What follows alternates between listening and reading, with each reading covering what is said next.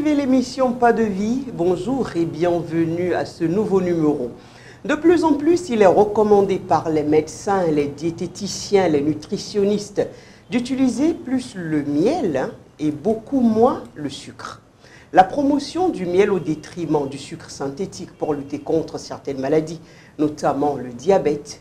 Mais cette lutte, si je peux m'exprimer ainsi, a du plomb dans l'aile, en ce sens que le miel vendu sur le marché béninois n'est plus sûr à 100% quant à sa qualité de production. Comment est produit le miel que nous consommons? Comment reconnaître le bon miel du mauvais? Et quelles en sont ses vertus? Et pour en parler, je reçois sur ce plateau le docteur Arsène Dousso. Bonjour docteur. Bonjour madame la journaliste. Vous êtes membre de OSAM ONG et en même temps vous êtes chargé de la promotion des produits diététiques, dont le miel qui nous a réunis ce matin. Qu'est-ce que le miel? Vous, le spécialiste du miel, si je peux le dire comme ça, c'est quoi le miel? Merci madame la journaliste. D'abord, pour être simple, je dirais que quand on parle de miel, vous avez des abeilles à miel et vous avez des plantes à fleurs. Donc le miel n'est rien d'autre qu'une substance sucrée qui est visqueuse que les abeilles fabriquent à partir de substances sucrées contenues dans les fleurs des plantes qu'ils prélèvent. Et c'est cette transformation-là qui conduit à la production du miel. Donc, pour être simple, le miel n'est rien d'autre que la transformation de substances sucrées contenues dans des fleurs qu'on appelle le nectar par des abeilles. Voilà. En ce que nous consommons, voilà, du miel, tellement sucré voilà, et tellement doux. Donc, il n'y a pas de miel sans abeilles. D'accord. Et sans fleurs non plus. Et sans fleurs. Voilà. Donc, c'est une corrélation. On ne peut pas s'en séparer. Alors, avant de vous revenir, parce que j'ai plein de questions pour vous, nous avons tendu notre micro aux populations de Cotonou pour qu'elles nous disent si elles ont l'habitude de consommer du miel ou c'est quoi la fréquence de cette consommation, qu'est-ce qu'elles pensent du miel. Nous allons les écouter. J'utilise le miel principalement pour trois choses. Premièrement, c'est un excellent moyen de se réveiller. Déjà, le sucre qu'il contient est excellent pour débuter la journée. Ensuite, le miel est très bon pour la mémoire. Enfin, que dire, le miel est sucré, donc c'est une excellente boisson. Ça permet d'avoir le tonus nécessaire pour avoir une belle journée. Moi, j'utilise le miel souvent quand j'ai la toux. On prend le miel, soit seul, des fois ça guérit, soit mélangé avec le citron. J'ai la solution. Maintenant, pour la fatigue aussi, bon, pour être constipé aussi, je prends aussi le miel. Si nous allons faire référence à la Bible, les grands prophètes, avant d'avoir la force spirituelle, se sont nourris uniquement que du miel. Élie, Jean-Baptiste, quelqu'un qui consomme du miel chaque matin, celui-là est parti. Donnez du miel à vos enfants chaque matin. L'intelligence y est. Docteur Arsène Dousso, vous les avez écoutés? Oui. Qu'est-ce que vous dites par rapport à ce qu'ils ont dit? Je partage leur avis et je dirais que le miel, comme on le sait, est l'un des aliments les plus anciens de l'humanité et qui est largement consommé au Bénin. Donc cela signifie que le miel a naturellement plusieurs vertus qui sont utilisées.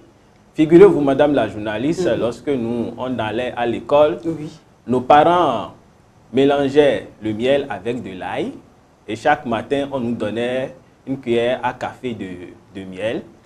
Et l'important de ça, c'était que cela renforcerait notre système immunitaire, notre système de défense. Et lorsqu'on tombait malade, il arrivait qu'on presse de citron mélangé avec de miel pour avoir de l'énergie parce que souvent pendant cette période-là, on n'a pas envie de manger. Oui. Donc cela nous donnait de l'énergie. Donc je partage entièrement l'avis des téléspectateurs. D'accord. Et quelle est l'origine du miel au Bénin? Le miel au Bénin a plusieurs origines. D'abord, vous avez le miel qui est produit au nord. Vous avez le miel du nord qu'on peut rencontrer dans les zones de Tangueta, de Basila. Vous avez dans ces zones-là, également, le miel dépend du type d'exploitation qu'on a. Vous avez par exemple le miel de karité qu'on peut avoir au nord, qui est un miel aujourd'hui très prisé sur le marché. Le miel de karité. Le miel de karité. Le miel de karité, c'est un miel qui est produit à partir des fleurs des plantes de karité. Donc les abeilles iront prélever les substances nutritives, le nectar de ces plantes-là. Et c'est avec ça qu'ils vont fabriquer le miel. Et là, on parle de miel de karité qui est très recherché, surtout en Europe aujourd'hui. Et il y a même une émission là-dessus, hein, où ce miel est exporté vers le continent européen. En dehors de ça, vous pouvez avoir le miel d'acajou, qu'on peut rencontrer dans les zones de Bacilla également. Vous pouvez avoir le miel d'acacia, comme vous pouvez également avoir du miel issu de plusieurs types de fleurs. Donc, au Bénin, le miel se produit un peu partout sur le territoire national, mais beaucoup plus concentré dans les zones du nord du pays et du centre où il y a quand même encore quelques forêts, hein, dans lesquelles quelques forêts et quelques vergers également qui sont utilisés pour produire le miel.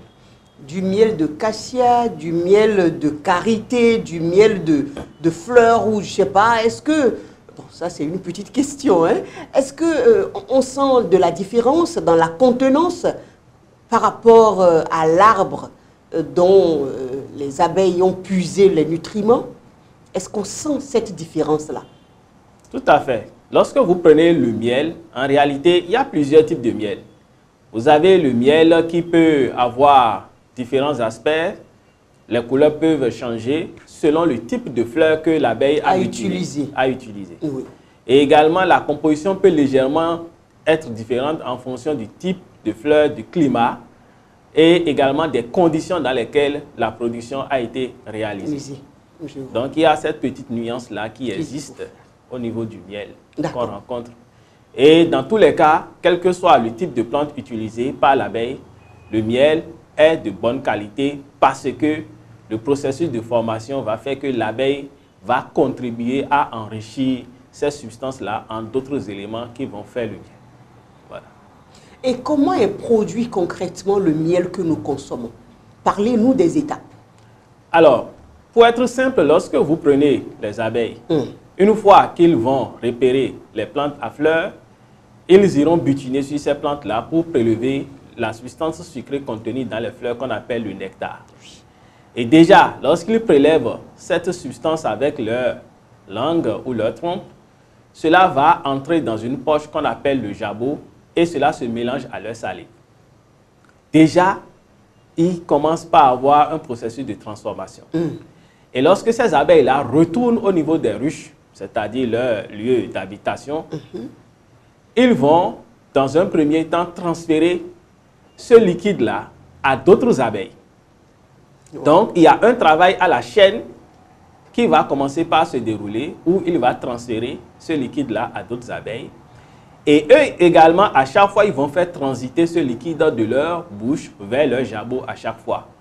Cela va permettre d'enrichir le miel en d'autres substances. Ça peut être des enzymes qui vont intervenir. Par exemple, vous avez une substance qu'on appelle l'invertase qui va transformer certains sucres en sucres beaucoup plus complexes tels que le fructose, le glucose, qui sont des sucres dont l'organisme a besoin, qui sont beaucoup plus tolérés par notre organisme. D'accord. Donc, au cours de ce processus-là, le liquide va progressivement perdre de l'eau. Et à un moment donné, ils vont stocker, les abeilles vont stocker plutôt ce liquide-là dans des poches qu'on appelle des alvéoles. Oui. Et une fois que ce liquide est stocké, les abeilles vont continuer par ventiler ce liquide-là qui va davantage se déshydrater. Et une fois qu'il ne reste qu'environ 18% d'eau, les abeilles vont fermer les alvéoles avec leur opercule. Ils vont produire une opercule pour fermer les alvéoles pour protéger ce liquide-là contre les champignons, les bactéries. Donc, voilà comment est-ce que le miel est produit. C'est un processus de ouf, on va dire. C'est un long processus, c'est un travail qui implique... D'une longue haleine, d'une longue chaîne. Tout à fait. Donc, c'est ce miel-là qui sera récolté par l'apiculteur et qui va maintenant le débarrasser de tout ce qui est déchets pour pouvoir le mettre dans des pots que nous consommons. Donc, là également, la qualité du miel peut prendre un coup. Et c'est là que la qualité du miel même là peut être dégradée. Je donne un exemple. Lors de la transformation, il peut arriver que l'apiculteur ajoute des substances qu'il ne faut pas ajouter, telles que le sucre, de l'eau. Et là, le miel qui va être obtenu ne sera plus le miel d'origine. Et c'est un peu ça, c'est ce qui explique le fait que par moment, on peut constater qu'il y a du miel de mauvaise qualité qui se retrouve sur le marché. D'accord, et je bondis sur ce dernier aspect. Comment reconnaît-on le miel, le bon miel du mauvais?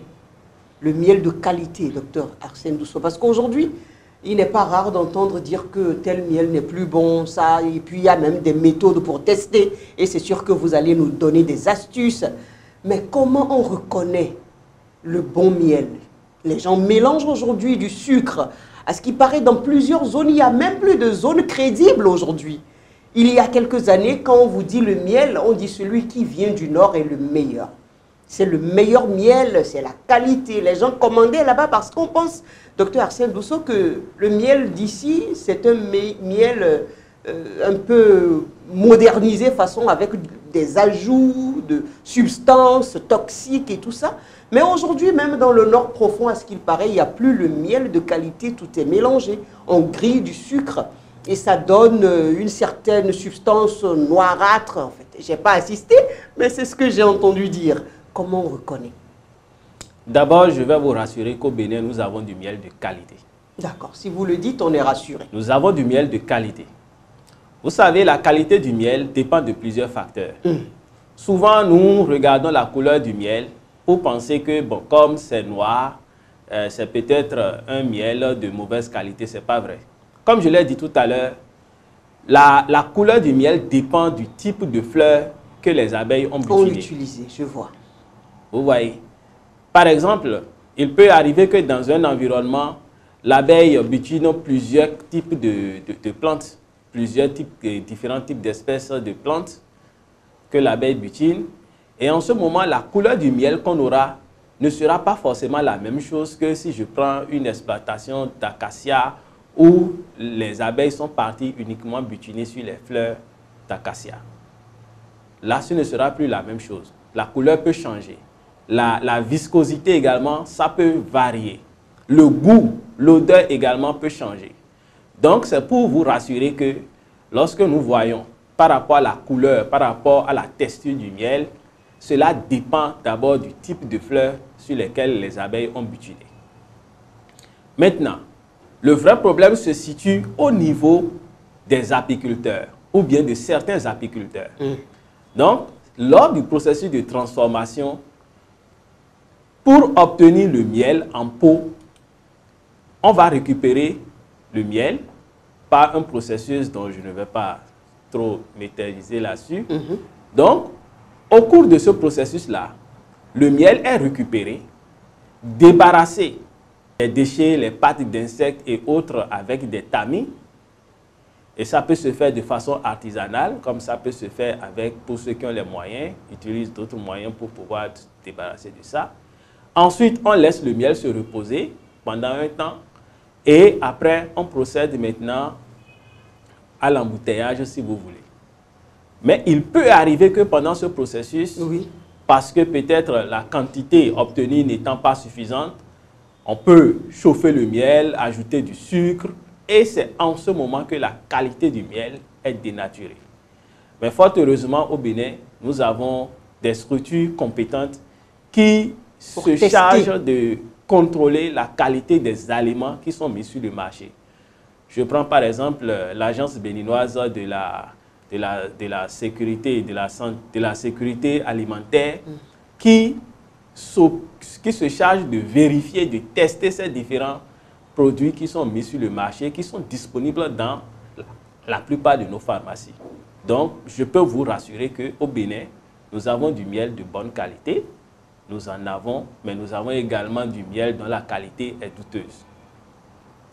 Alors, quelques astuces pour pouvoir différencier le bon miel du mauvais miel, si vous voulez. Je vais juste donner quelques astuces de grand-mère. Vous savez, il suffit par exemple de prendre, le premier astuce que je vais donner, vous prenez une feuille de papier A4 blanche que vous allez plier en deux. Vous pliez la feuille en deux. Oui. Et vous mettez par exemple une cuillère de miel à l'intérieur et vous fermez, vous frottez. Si vous frottez, vous triturez, vous frottez simplement. Les deux parties. Voilà, vous frottez les deux parties. Si la feuille ne se mouille pas, cela signifie que ce miel-là est un miel de bonne qualité. Ça, c'est une astuce simple.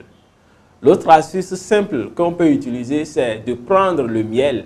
Simplement, vous prenez une ou deux cuillères à soupe de miel dans une tasse et vous ajoutez de l'eau. Lorsque vous ajoutez de l'eau, vous observez, vous allez voir que tout de suite, le miel ne va pas se mélanger à l'eau. Il n'y aura pas une homogénéisation systématique. Si vous voulez, même là, vous pouvez encore enlever l'eau. Vous pouvez recueillir le miel à l'intérieur. Mais lorsque ça se mélange comme si on a mis de l'eau sur un sirop, cela signifie que ce miel-là a subi une transformation et n'est plus naturel. De bonne qualité. L'autre astuce aussi, c'est que le miel est une substance qui est un liquide qui coule lentement. Lorsque vous le versez, normalement, ça doit couler très lentement. Et quand vous le stoppez, ça ne se coupe pas automatiquement. Il doit avoir des gouttes. Voilà. Donc là, si ça se coupe automatiquement ou ça se verse très rapidement, cela signifie qu'il faut douter de la qualité de ce miel-là. Il y a également d'autres recettes où on dit qu'il faut déposer le miel sur le sable et voir ça va si s'enrouler. Voilà. Ou bien vous si trempez dans une bûchette d'allumettes et vous flambez. Si ça flambe, ça veut dire que c'est du bon miel. Mais si ça ne flambe pas, cela signifie qu'en temps, il y a eu ajout d'eau. Donc voilà quelques astuces qui sont utilisées pour différencier le bon miel du mauvais miel. Et on peut être sûr de la qualité du miel dans nos pharmacies, vous en êtes sûr? Puisque vous avez parlé de cette structure-là, qui atteste de ce qui est là. Nous avons des structures compétentes. Oui, ça c'est une certitude. Cela signifie quoi? Cela signifie que le consommateur qui doit aller acheter son miel doit s'assurer également de là où il va acheter le miel. Si c'est dans une pharmacie, je crois que nous pouvons faire confiance à nos officines pour dire que ce miel-là est un miel de qualité. Vous avez également les supermarchés. Et l'autre indicateur, c'est le coût. Lorsque on vous vend un litre de miel à 1000 francs, personne ne fait ça. Même le mauvais miel est vendu au même prix que le bon miel. C'est 3500, voire 4000. Là, finalement, on ne sait. Mais justement, si c'était si facile et que le litre d'un miel est à 1000 francs, aller acheter ce miel-là, ça revient carrément à reconnaître que toi-même, tu es allé vers un miel qui n'est pas de qualité. Mais ceux-là, pour utiliser de la ruse, si je peux m'exprimer ainsi, mettent ça au même prix que le bon miel. C'est 3000, 3500, 4000, au même prix que le prix. Alors, on fait comment dans ce cas? Mais on va se fier à ces astuces que vous venez de nous donner. Voilà. Tout à fait. D'accord. Le miel a-t-il autant de vertus qu'on ne le dit, docteur Arsène Dousan? Si oui, lesquelles? Le miel a assez de vertus. Et ça a été démontré scientifiquement par beaucoup de revues. Vous savez, d'abord, lorsque vous prenez le miel, il faut voir sa composition.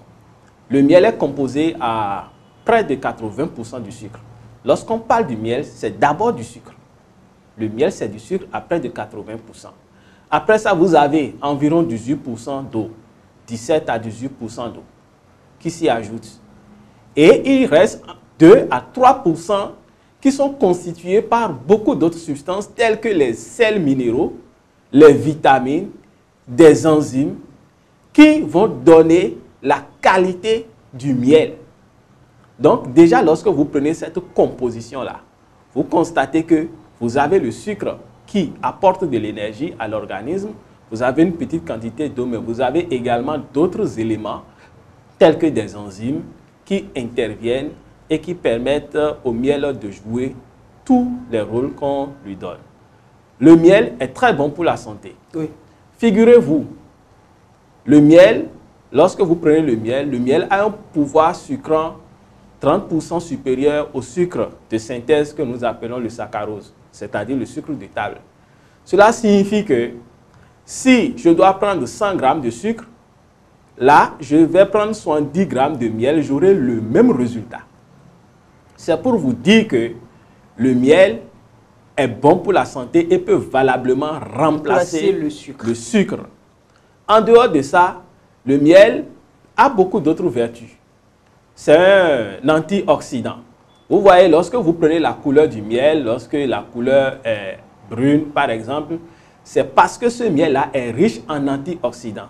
Et les antioxydants sont des substances qui protègent notre organisme, qui protègent également la peau contre le vieillissement. Vous savez, lorsqu'on se blesse, par exemple, on peut mettre le miel. Le miel est utilisé des fois comme un produit cicatrisant. Vous voyez, donc le miel a beaucoup de vertus. Au-delà de ça, dans le reportage, on a vu qu'on a parlé de tout qui permet de guérir la toux. Je vais simplement dire que ça aide à guérir, ça participe à la guérison de par son action adoucissante sur la gorge, par exemple. Donc, voilà autant de vertus que le miel possède. Il y a également d'autres vertus. Tout à l'heure, il y a un téléspectateur qui a parlé de digestion. Effectivement, le miel renferme des enzymes qui facilitent la digestion. Donc, voilà autant de vertus que le miel présente. Le miel a-t-il des inconvénients alors, lorsqu'on vous entend parler? Est-ce qu'on peut en abuser? Vous savez, on a l'habitude de dire que le médicament qui sauve, c'est le même médicament qui tue. L'aliment, ça nous maintient en vie, mais l'aliment peut également nous tuer. Ça veut dire quoi? Ça veut dire qu'il y a des normes. Vous savez, il y a une certaine quantité de sucre dont notre organisme a besoin et qu'il ne faut pas dépasser parce que quand vous prenez le miel, c'est avant tout du sucre. Vous voyez? Et c'est d'ailleurs pour ça que à Osam ONG, nous faisons la promotion du miel pour montrer que le miel est une alternative crédible qui peut remplacer valablement le sucre parce qu'il renferme à 80% du sucre. Et en plus de ce sucre-là, vous avez également d'autres substances qui renferment, d'autres substances telles que les minéraux, les vitamines qui participent au bon fonctionnement de l'organisme, aussi bien de l'enfant que des adultes. Mais il faut, chez les enfants, chez les nourrissons, il faut prendre conseil chez le pédiatre parce que le miel n'est pas conseillé chez les petits-enfants de 0 à 2 ans. Je crois que les pédiatres sont mieux indiqués pour expliquer pourquoi. Donc voilà, le miel présente autant de vertus. D'accord, et moi je suis indiqué pour poser la question de savoir pourquoi sérieusement votre ONG s'intéresse tant à ce produit-là, à la promotion, à la valorisation du miel. C'est vrai que vous nous avez dit combien c'est important. Mais aujourd'hui, docteur Arsène Dousso, c'est quand même cher. Hein? Quand on compare le prix du miel au sucre, quand on fait cette comparaison-là, on a vite fait de courir vers le sucre synthétique au détriment du miel. Merci madame la journaliste.